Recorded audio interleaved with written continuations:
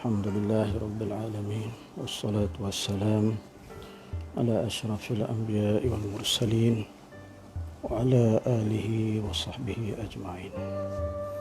Alhamdulillah, sama-sama kita bersyukur pada Allah Subhanahu wa taala di atas kurniaan yang diberikan oleh Allah kepada kita pada pagi ini, sampai kita kepada 10 hari yang pertama.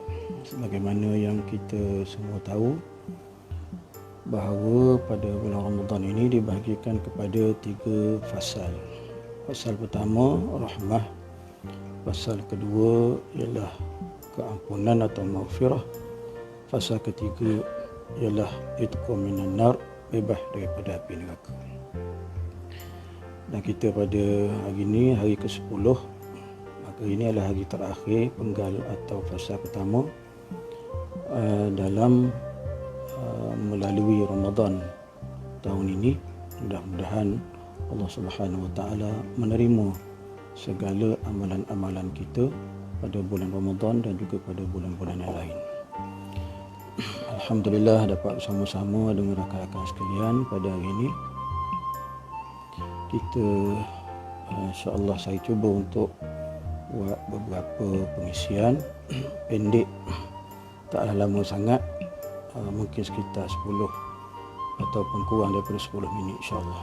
Pada kali ini saya petik satu hadis Nabi riwayat daripada Imam Ahmad. Nombornya kalau kita rujuk pada kitabnya ialah nombor 32. Ditulis di sini bahawa isnadnya makbul. Sabda Nabi SAW. Mula-mula kita baca dulu tentang perawinya. An Abi Bakrin As-Siddiq radhiyallahu anhu an Nabi sallallahu alaihi wasallam qala la yadkhulul jannah khabbun wala bakhilun wala mannanun wala sayyi'ul malakah wa awwalu man yadkhulul jannata al-mamluku idza ata'a Allah wa ata'a sayyidah.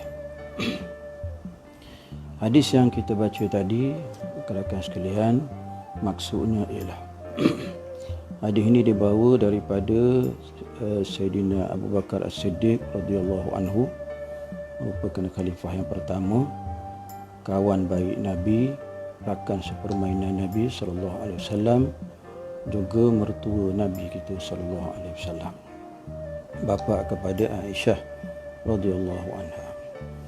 Rakan-rakan sekalian, kita sambung penterjemahannya.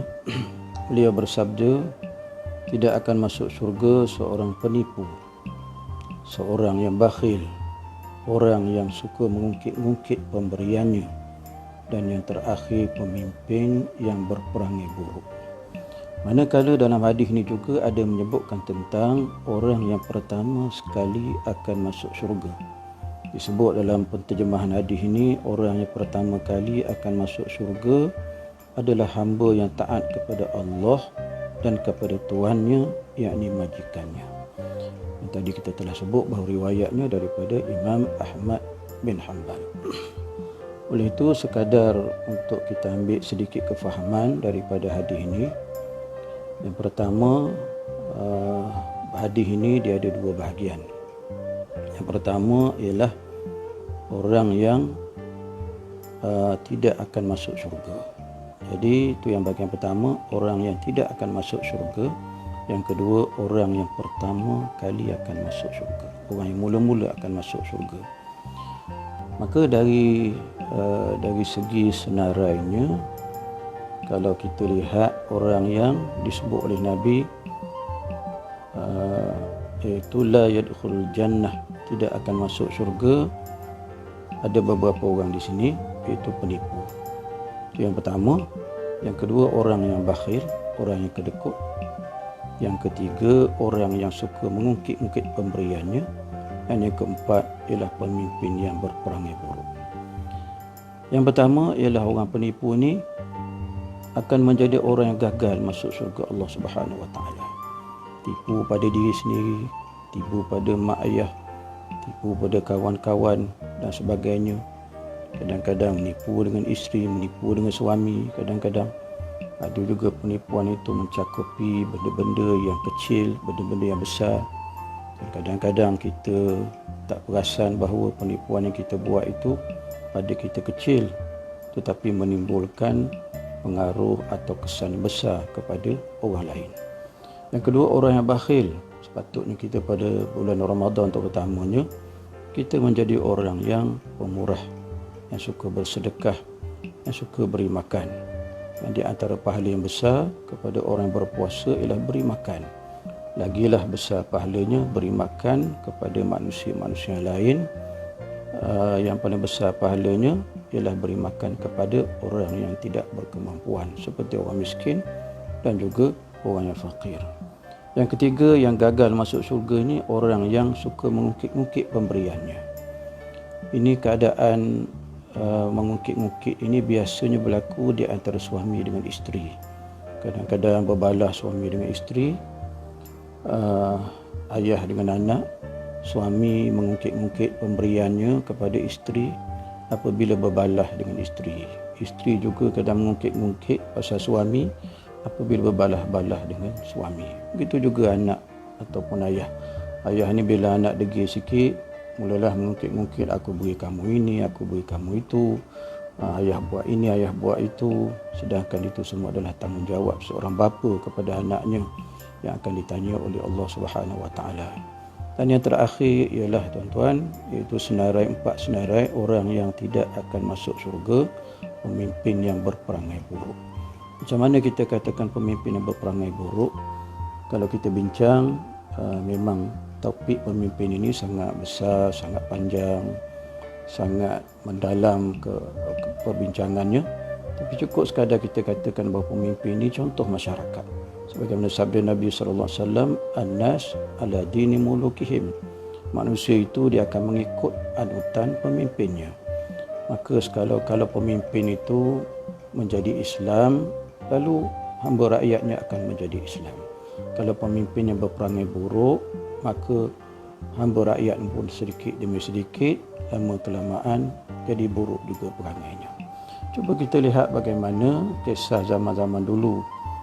Para meswara yang telah para meswara ini dia mengaitkan dia dengan Melaka, Temasek atau Singapura dan sebagainya lah.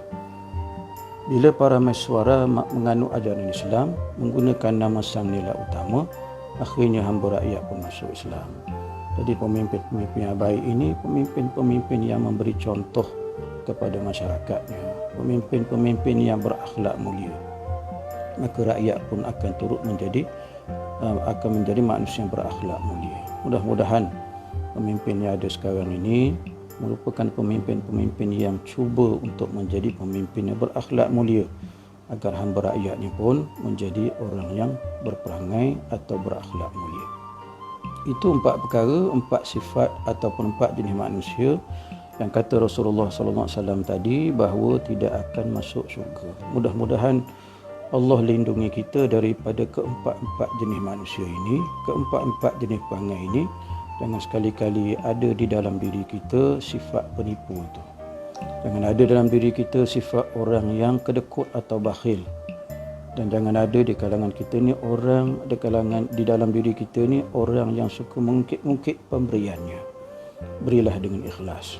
Dan jangan ada, kalau kita ni pemimpin, maka kita jangan jadi sekali-kalinya pemimpin yang berperangai buruk. Jangan kita nampak pemimpin itu pemimpin duduk atas, mula daripada menteri-menteri, tapi kita juga memimpin. Kita memimpin keluarga kita memimpin pejabat kita sebagai majikan. Maka kita mestilah menjadi orang yang benar-benar berakhlak mulia. Dan yang kedua, bahagian kedua hadis ini, orang yang masuk syurga. Kata Rasulullah SAW lagi bahawa seorang hamba yang taat kepada Allah dan taat kepada tuannya, yakni majikannya. Kita faham, zaman dulu, mungkin zaman Nabi, ada hamba yang dijual beli. Maka pada asal hadis ni maksudnya begitulah. Tapi dalam konteks kita sekarang, hamba itu kita sebagai seorang hamba Allah Subhanahu Wa Taala, hendaklah kita mematuhi segala perintah-perintah Allah Subhanahu Wa Taala Walaupun kita kadang-kadang ada kesukaran untuk mematuhi perintah Allah, tapi kita cuba untuk mematuhi perintah Allah sedaya mungkin. Jangan kita tinggalkan semuanya kalau kita tak mampu buat, tapi kita kena buat juga sedikit. Jangan tinggalkan semua, buat apa yang kita boleh buat. Rakan-rakan sekalian, kita juga di sini melihat perkara yang kedua ini, hubungan manusia dengan manusia yang lain, sebagaimana yang disebut oleh Nabi dan kepada tuannya, yakni majikannya. Saya simpulkan keadaan kita sekarang. Kalau zaman dulu lainlah. Zaman dulu mungkin dia ada majikan dia, tuan dia.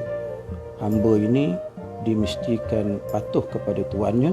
Apa-apa yang dia buat mesti diketahui oleh tuannya. Tapi dalam konteks kita sekarang ini, dalam konteks kita sekarang, zaman yang tak ada lagi perhambaan, maka kita kena ingat bahawa ini gambaran kepada kita tentang hubungan sesama manusia. Di sana ada orang duduk di atas kita, majikan kita ke, ataupun ayah kita ke mungkin. Di sana juga ada orang duduk di bawah kita, mungkin kita majikan. Maka kedua keadaan ini mesti diselaraskan dengan baik. Semuanya bertunjangkan kepada perintah Allah Subhanahu Wa Taala, haram halal dijaga, tunaikan tanggungjawab yang ada di sebalik perkara ini, supaya kita menjadi orang yang benar-benar patuh dengan perintah Allah. Patuh kepada perintah Allah maksudnya juga ialah bila kita patuh kepada perintah majikan, kita ikut, kita taat segala perintah seperti perintah ayah kita, perintah kerajaan yang tidak bercanggah dengan hukum Allah, maka itu juga dikira sebagai mematuhi perintah Allah Subhanahu Wa Taala. Satu hadis Nabi menyebutkan bahawa kullukum ra'in wa kullukum mas'ulun ar-ra'iyatih. Kamu semua adalah pemimpin dan kamu semua akan dipertanggungjawabkan di atas apa yang kamu pimpin. Saya kira sekadar itu untuk perkongsian pada pagi ini, sekadar 5 atau 6 minit atau tak sampai 10 minit. Mudah-mudahan kita akan berjumpa semula pada pagi esok insya-Allah taala. Ini adalah suatu usaha saya untuk sama-sama berkongsi ilmu Allah Subhanahu Wa Taala yang kita tahu sedikit. Mungkin juga di sana telah disebut oleh para ilmuwan kita, para ustaz-ustaz kita, para guru-guru kita. Kalau telah ada disebut, maka kuliah kita pada pagi ini merupakan ulangan ataupun peringatan. Kerana peringatan yang diulang-ulang itu ibarat seperti sembahyang kita lah. Sembahyang kita merupakan perbuatan yang diulang-ulang. Allahu Akbar, yang ada dalam sembahyang itu ulangan. Puluhan tahun kita sembahyang itu ulangan. Kita rukuk, kita sujud, semuanya ulangan. Tapi bila kita tahu ianya ulangan dan kita tahu bahawa kita sedang mengulang-ulang sembahyang kita setiap hari, masih ada juga yang ketinggalan sembahyang, masih ada juga yang lupa. Sebab itulah kita kena sentiasa ulang-ulang. Ulangan itu adalah suatu perkara yang boleh mengingatkan kita. Sekadar itu, mudah-mudahan Allah Subhanahu Wa Taala redha pada kita semua insya-Allah dan diberikan ganjaran pahala kepada kita semua. Wassalamualaikum warahmatullahi taala wabarakatuh.